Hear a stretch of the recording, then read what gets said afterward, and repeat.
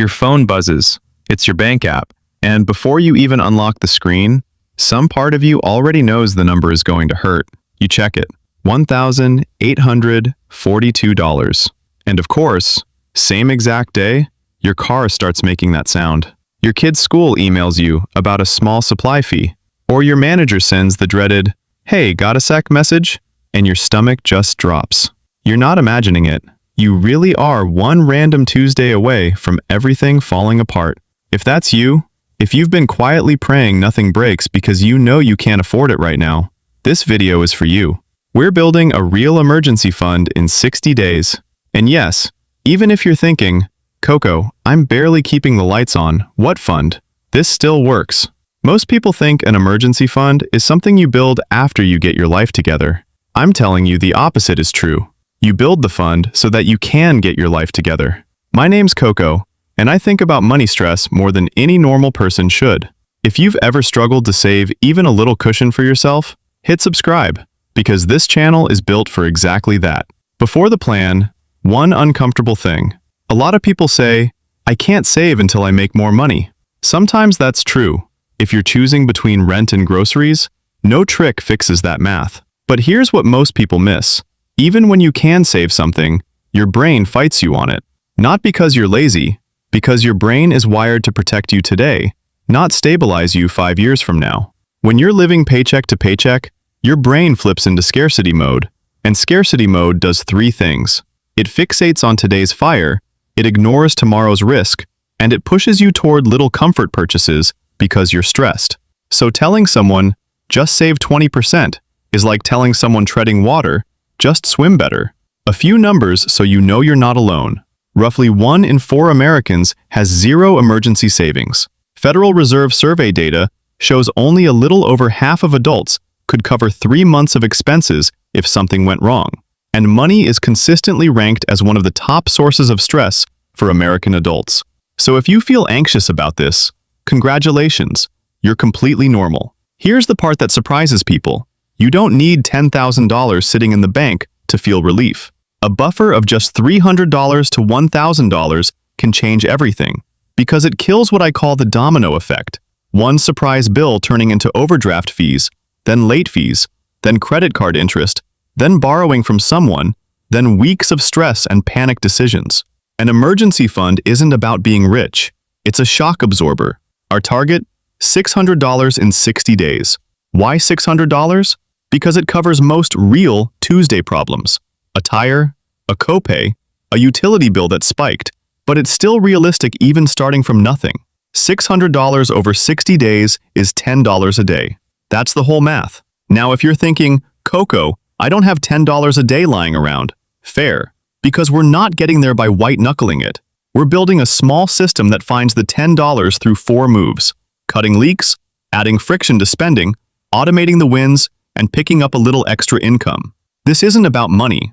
It's about building a habit machine. Day 1 isn't about saving money. It's about where the money lives.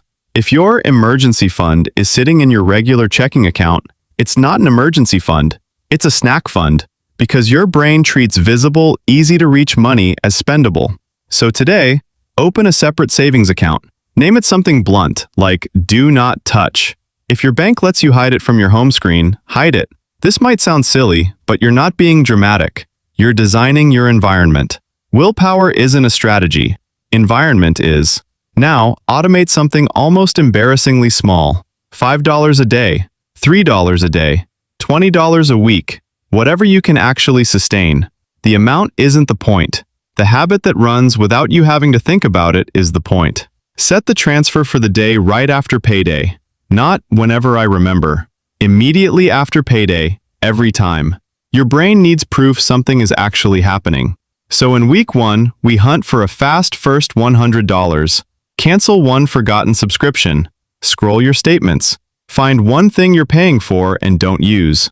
Even $9 a month matters, not just for the money, but for building the instinct to stop leaking cash quietly. The 48-hour rule. For the next 60 days, anything non-essential gets a 48-hour pause before you buy it. Not forever, just 48 hours. That's usually enough to kill the impulse. Sell 3 things this weekend: old headphones, shoes you never wear, anything collecting dust. It could be $30, $60, $100. All of it goes straight into the fund. Most people don't actually have a budget problem. They have a leak problem. Small, frequent, emotionally justified spending. I deserve this. I'm stressed. It's only $8. Do a simple 3-category audit on your last 2 weeks of spending. Must. Rent, groceries, transport. Maybe. Things you like but could pause. And mess. The what was I thinking purchases. Your fund comes out of maybe and mess, never out of must. Quick example. $20 a week on takeout. $15 on random convenience store stops. $12 on impulse online buys. That's about $47 a week. Over 8 weeks, that alone gets you most of the way to $600.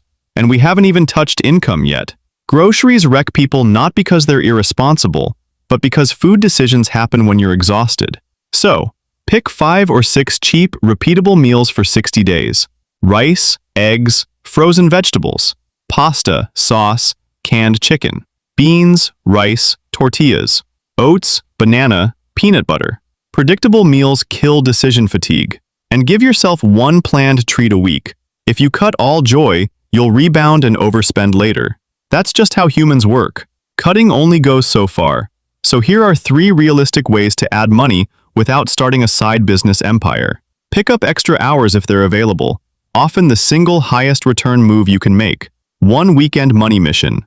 Delivery driving, a moving job, house cleaning, tutoring. Something that pays fast. Target. $100 to $150 in 1 weekend. Negotiate one bill. Call your internet or phone provider and just ask if there's a cheaper plan. Even $15 a month adds up over 60 days, and it keeps paying you after. The hardest part isn't saving the money once. It's not spending it the second things get emotional. 2 rules fix that. The real emergency rule. An emergency threatens your health, housing, transportation, or income. It is not a sale, a bad mood, or boredom. Write that down. The refill rule. If you use the fund for a genuine emergency, refilling it becomes priority number 1 before anything else. That's what keeps it alive instead of slowly dying. I want to tell you about someone I'll call Jordan. Jordan wasn't careless, just stuck. Every month was tight. Every surprise expense went on a credit card, and the payment on that card made the next month even tighter. A classic loop. Jordan tried a full detailed budget and quit within a week because it felt overwhelming. So instead, Jordan did something small. A separate account, a $5 a day auto transfer, sold a few things, canceled 2 subscriptions, and picked up 1 weekend gig. By day 30, Jordan had about $310 saved. Then the car needed a repair. Old Jordan would have reached for a 24% interest credit card and spent 6 months paying it off in misery. New Jordan paid cash. No stress, no spiral. Jordan told me afterward, it wasn't really about the $310. It was knowing I could actually handle life. That's the whole point. This was never about being rich. It's about being unshakable. So here's the full 60-day path. Separate your money, automate something small, hunt your first $100, find your leaks, simplify your meals, add a little income where you can, and protect the fund with 2 simple rules. Most people don't fail at this because they're irresponsible. They fail because they wait to feel ready, and life doesn't wait with them. An emergency fund isn't a luxury you earn the right to have. It's basic protection, like a seatbelt. You don't wait for the crash to decide you should have worn one. So here's your move today. Open that separate account, set the smallest transfer you can actually stick to, and go get your first $100. If this helped you even a little, do me a favor, hit that subscribe button right now, and turn on notifications so you don't miss the next one. I'm building this channel for people who are done being scared of their bank app. Come be part of that with me.